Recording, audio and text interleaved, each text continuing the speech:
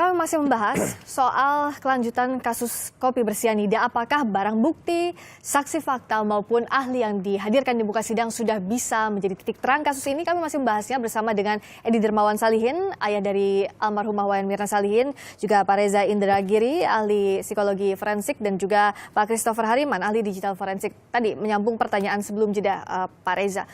Kalau dari perilaku Jessica yang memindahkan paper bag untuk menutupi, kalau kita lihat ada gelas di depannya, itu bisa menunjukkan satu kejanggalan atau tidak? Merujuk kejanggalan atau ahli mengatakan tidak lazim, tidak wajar. Begini, kita bisa mengatakan sebuah perilaku itu janggal atau tidak janggal, lazim atau tidak lazim, umum atau tidak umum, normal atau tidak normal, harus dengan dua pendekatan. Pilih salah satu. Pertama, perbandingan antar perilaku, antar waktu. Jadi perilaku orang ini, terdakwa ini ketika mengunjungi kafe, dibandingkan dengan perilaku terdakwa ketika mengunjungi kafe pada waktu-waktu yang lain.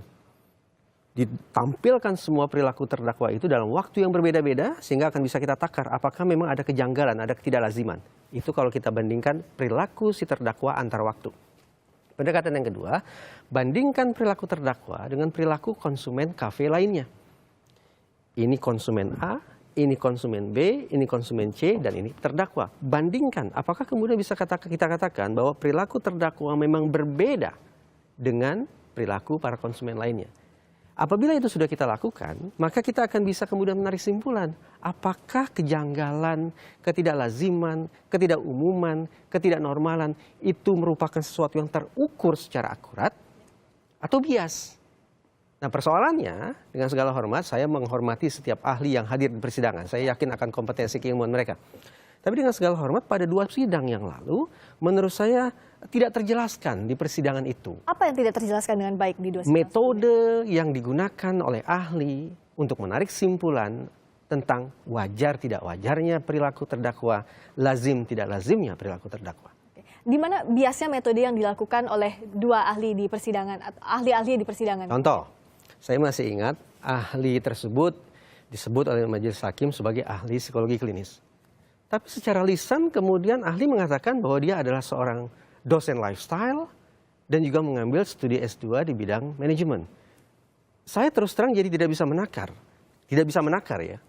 Apakah saya harus mereview atau menakar keterangan ahli ini dari sudut pandang psikologi kah? Dari sudut pandang manajemen kah? Dari sudut pandang lifestyle kah? Ketidakjelasan alat ukur ini yang membuat satu kemungkinan simpulan menjadi bias. Itu satu.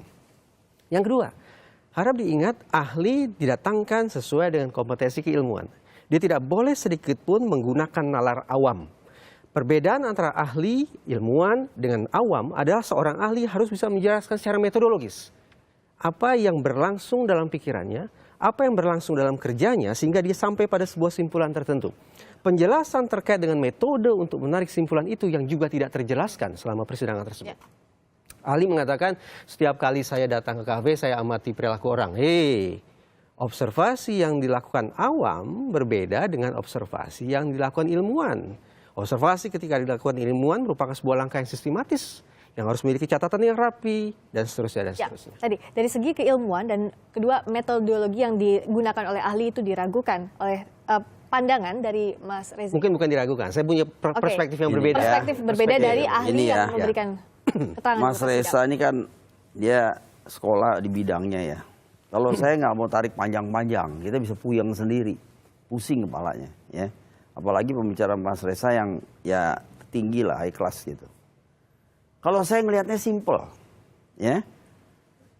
Buat apa dia ngebohong bag itu di belakang, kopi datang.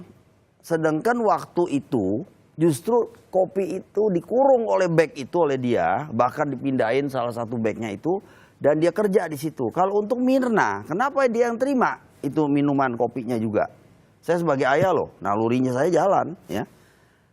Kemudian ada gerakan-gerakan yang dia buka tas segala macam, dia pelintir, dia masukin sesuatu, itu semua kelihatan. Cuman waktu masukinnya itu salahnya dia sendiri, dia ngebohong kok bagnya ditutup begitu. Dan dia bilang tidak sentuh gelas Mirna gitu loh. Tadi kan mau diputar di sini, tapi itu kita milik TV swasta lain. Tapi courtesy YouTube bisa kalau itunya nggak ada tulisan itunya. Nah itu dipindahkan.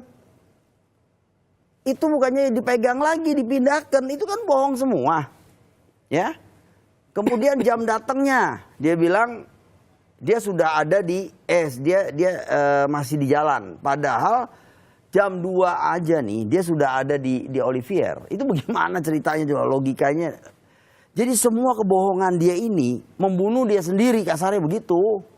Jadi kalau ngomong pakai bahasa Pak Resa yang pakai saintifik begini, saya sih nggak ngerti. Dan terus terang aja nggak bisa masuk di otak saya deh gitu, pusing. Jadi untuk menjembatani tadi keraguan dari pihak keluarga bahwa ada kebohongan yang dilakukan oleh terdakwa. Jelas, tapi sementara jelas yang dipandang tadi ada ketidakjelasan metodologi yang diberikan oleh para ahli. Ya. Nah, 1000 orang apa yang Mas Reza lihat dari ini? Apa pendekatan yang luput dalam persidangan selama ini untuk menggali itu?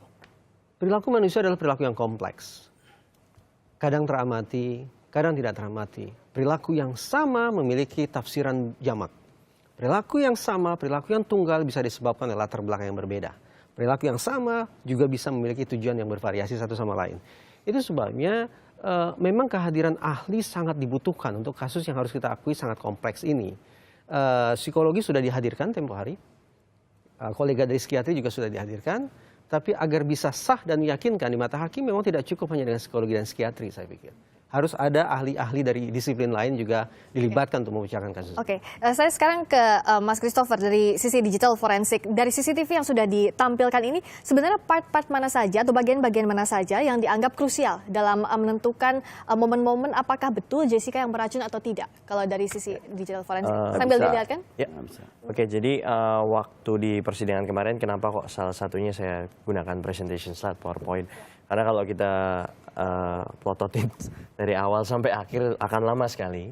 Jadi maka dari itu kan saya bikinkan kayak semacam video, yaitu mungkin bisa dilihat timeline yang ada. Ini adalah timeline ya, atau waktu-waktu Ya, aktivitas waktu-waktu. Jessica setelah peletakan paper bag. Betul, setelah peletakan paper bag di sini, ya kan. Kemudian ini sebetulnya menjelaskan aktivitas di video ini setelah kopi disajikan. Jadi setelah kopi disajikan, itu kita bisa melihat yang berbagai macam aktivitas yang dilakukan oleh Jessica. Salah satunya kita bisa lihat paper bag mulai dipindahkan, ya kan? Geser. Atau mulai digeser pukul 16.33.52 ada di dibuka catatannya. Gitu. Bisa dilihat ini Bisa, timeline-nya? Saya gunakan langsung di sini saja, Ya. jadi biar lebih jelas. Ya. Ini 16.33 itu. Ya, jadi kita 16.23. mau lihat di Ini yang orisinil nih. 52. Yang genuine. Deskripsinya apa tadi Pak Christopher kalau saya boleh tahu? Gimana? Pada menit, Momen pada detik ini apa yang terjadi di Dia CCTV? memindahkan paper bag, Pak. Memindahkan paper bag dari sofa itu.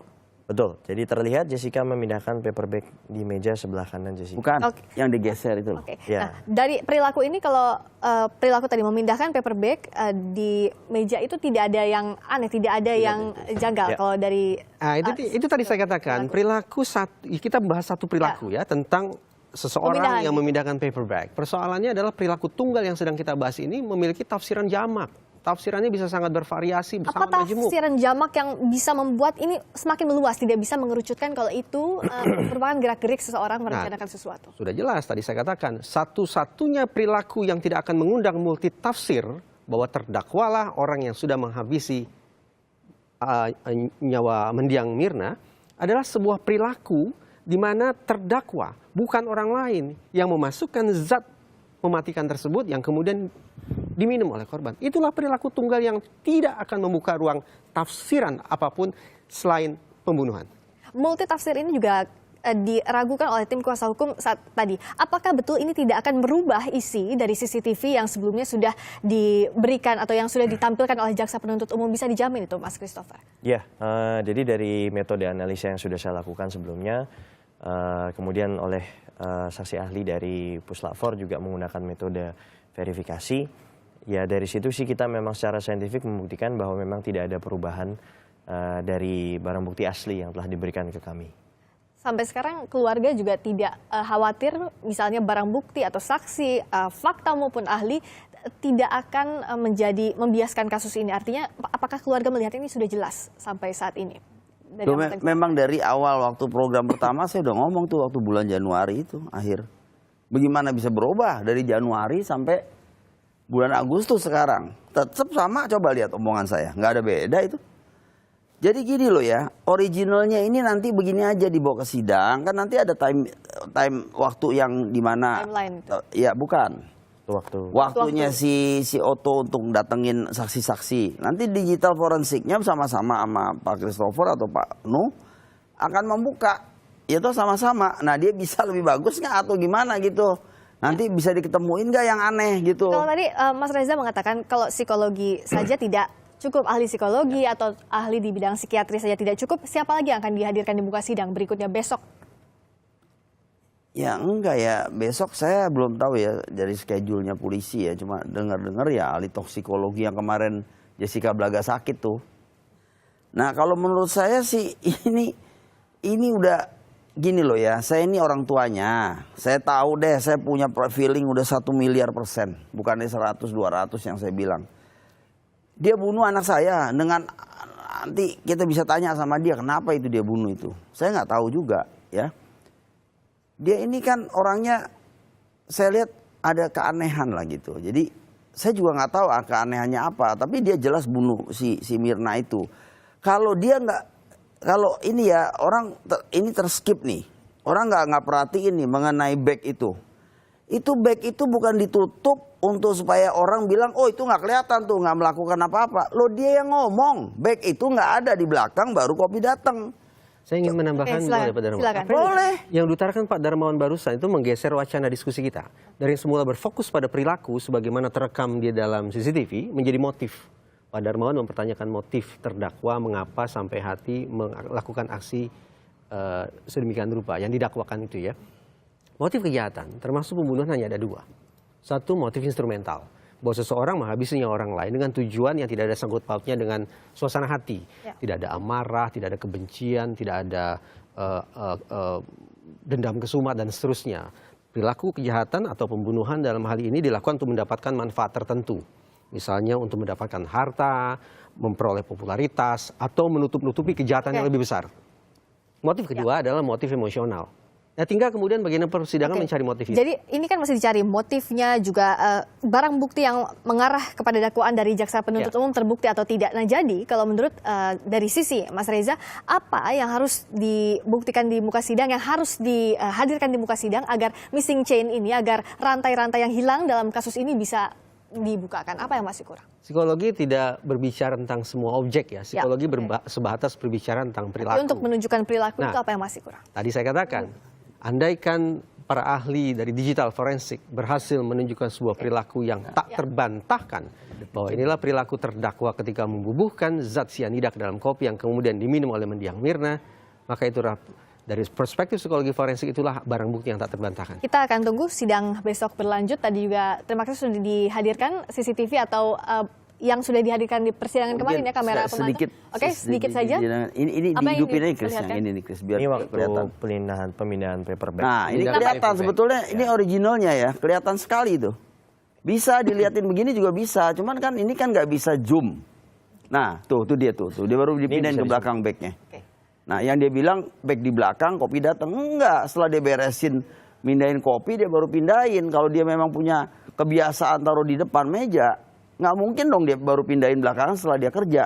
Oke, ini akan dibuktikan nanti di persidangan. Kita tunggu juga persidangan berikutnya besok yang akan menghadirkan salah satunya adalah ahli toksikologi di sana dan juga saksi-saksi lainnya. Terima kasih Pak Edi Dermawan Salihin, ayah dari almarhumah Wayan Mirna Salihin. Terima kasih Mas Reza Indragiri, ahli psikologi forensik. Terima kasih juga Mas Christopher.